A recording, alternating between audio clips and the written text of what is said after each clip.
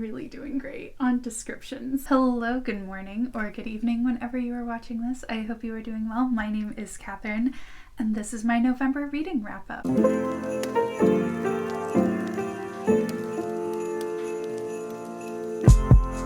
the month of November, I read 7 books.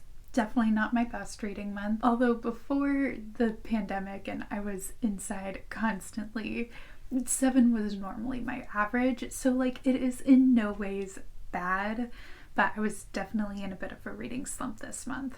I gave an average rating of 3.7 stars. I read 3 YA fantasy, 2 YA contemporary, with one of those being a mystery, 1 historical fiction, and 1 nonfiction. That's right, folks. She read a nonfiction book. It can happen. Without further ado, let's just get into these books. Some were great, some were not.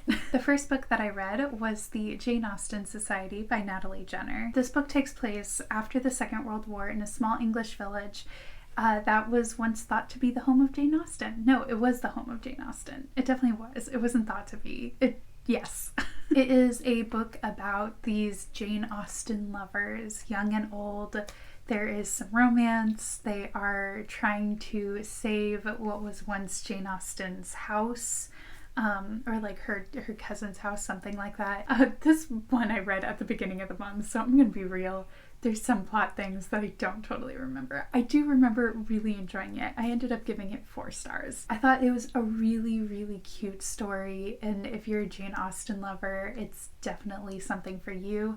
I had kind of forgotten that I put a hold on it at the library until it came through because I was waiting like 4 months for it, but it was totally worth it. I really enjoyed reading it. The next book that I read was Blood and Honey by Shelby Mahurin. This is the sequel to Serpent and Dove, and oh boy. I did a reading vlog where I talked about this book. I didn't like it, which was really upsetting. I've mentioned this several times in that reading vlog. I love the first book. Hated this book, honestly. Like, all of the character development just completely went out the window.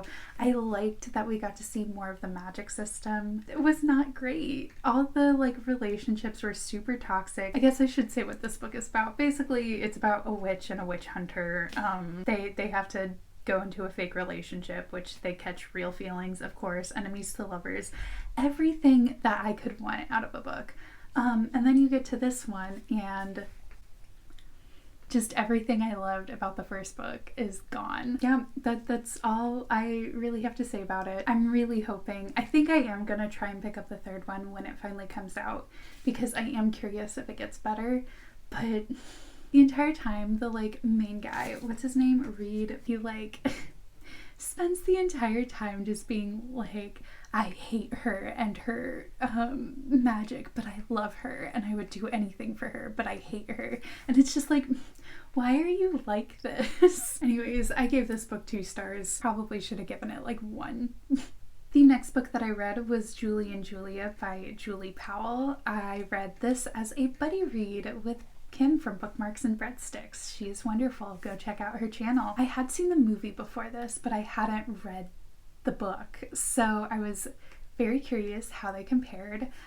Some things were the same, some things weren't, as per usual for book to movie adaptations. It is about Julie Powell, who decides to cook her way through Julia Child's art of French cooking. There we go. She's like at a dead-end job. She doesn't know what she's doing with her life. So this is her midlife crisis, quarter life crisis. She's having a crisis. There were some parts that were a lot of fun. It was pretty funny. I love their obsession with Buffy the Vampire Slayer in this book. Anyone who loves Buffy is great, in my opinion. I ended up giving it like 3 stars. It was enjoyable. That there were definitely parts that like dragged majorly, but I don't know anything about cooking, so I don't know how accurate anything that she says is. Rating this purely on entertainment factor, and it was entertaining. The next book that I read was Cemetery Boys by Aiden Thomas, the book that finally helped me get out of my reading slump. This book is about a trans boy named Yadriel who wants to be a brujo, which is basically a male witch, but his family is not recognizing him as that because he is transgender. So he decides to go out on his own and try and summon a spirit. He accidentally summons the ghost of one of his classmates who he didn't even know was dead. So it turned into some interesting twists and turns. I gave it a 5 stars on Goodreads, but it's more like a 4.5 stars just because there were some like pacing issues that I had. Overall though, what a great story.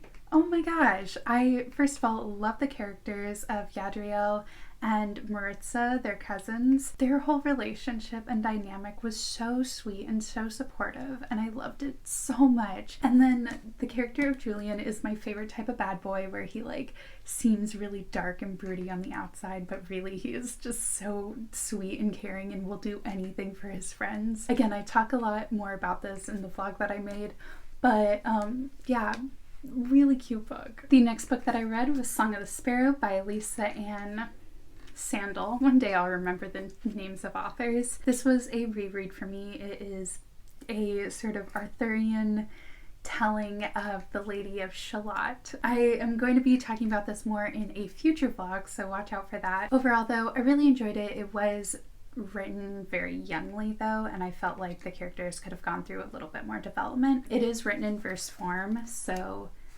it was a fast read. Like, I read it in less than 2 hours. Overall, it was a great time. I ended up giving it 3 stars. There was nothing like bad about it, but it also just wasn't my favorite, you know? Next, I read The Hand on the Wall by Maureen Johnson. This is the 3rd and final book in the Truly Devious trilogy. I believe there is going to be another book coming out that takes place in the same universe, but it's not on the same case because this is a mystery, so they're solving a mystery. But what can I say that I haven't said before about this book?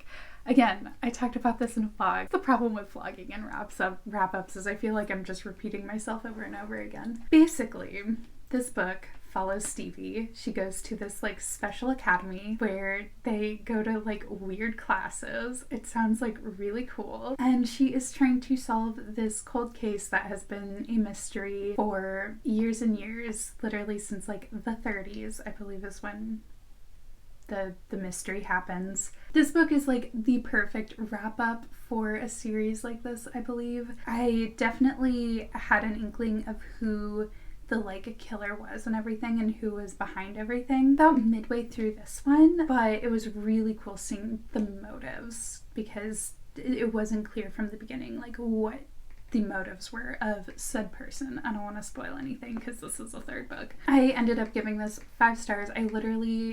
The only complaint I had was the romance, so I guess maybe like 4.5 stars. But it didn't bother me enough to really like drop it any more than that. Yeah, I didn't buy the romance, but I loved all the characters. I love Stevie, I love David. They were great separately. They didn't need to be in any sort of relationship at all. The last and final book that I read in the month of November was Just Listen by Sarah Dessen. Again, I am going to be talking about this more in depth in a future vlog, so please subscribe. This was another reread for me. I loved it. I honestly did not expect to love it as much as I did. This book follows Annabelle where something happened at the like end of year party back in June. This then takes place at the start of the next school year, and there's like all these rumors going around about her, and her best friend has like completely dropped her and she is all on her own. She's also dealing with the fact that her sister has an eating disorder and is trying to like heal from that. She ends up meeting this guy named Owen who's an outcast and is constantly listening to music, and it is about the power of music. It's really great and I really loved it. I ended up giving this 4.5 stars. I love the development of Annabelle and her 2 sisters. I thought that their development was fantastic. I felt like the love interest could have gone through a lot more development. I still loved Owen. I just feel like he could have reflected a little bit more on himself. It was such a good time. I definitely want to read more Sarah Dessen because I forgot how much I enjoy her writing. So those were all the books that I read in the month of November. Have you read any of these books? What are your opinions? Let me know. If you like this video, please be sure to give it a thumbs up. If you want to see more videos like this, hit subscribe. I hope you have a wonderful rest of your day, and until next time, bye!